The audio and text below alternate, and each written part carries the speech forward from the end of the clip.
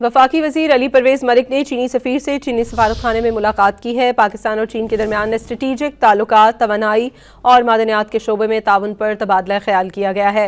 वफाकी वज़ीर अली परवेज़ मलिक ने चीनी सफ़ीर को आइंदा पाकिस्तान मिनरल इन्वेस्टमेंट फोरम 2026 में शिरकत की खुसूसी दावत दी।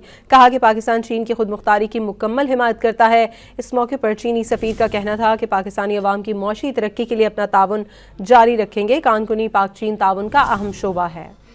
वफाकी वज़ीर अली परवेज़ मलिक ने चीनी सफ़ीर से चीनी सफारतखाने में मुलाकात की है। पाकिस्तान और चीन के दरमियान स्ट्रेटेजिक ताल्लुकात, तवानाई और मादनियात के शोबे में ताउन पर तबादला ख्याल किया गया है।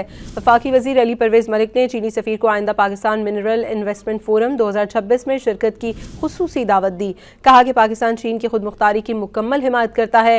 इस मौके पर चीनी सफ़ीर का कहना था कि पाकिस्तानी अवाम की मौशी तरक्की के लिए अपना ताउन जारी रखेंगे। कानकुनी पाक चीन ताउन का अहम शोबा है।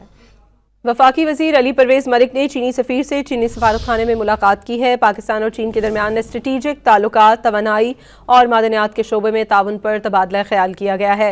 वफाकी वज़ीर अली परवेज़ मलिक ने चीनी सफ़ीर को आइंदा पाकिस्तान मिनरल इन्वेस्टमेंट फोरम 2026 में शिरकत की खुसूसी दावत दी। कहा कि पाकिस्तान चीन की खुद मुख्तारी की मुकम्मल हिमायत करता है। इस मौके पर चीनी सफ़ीर का कहना था कि पाकिस्तानी अवाम की मौशी तरक्की के लिए अपना ताउन जारी रखेंगे। कानकुनी पाक चीन ताउन का अहम शोबा है।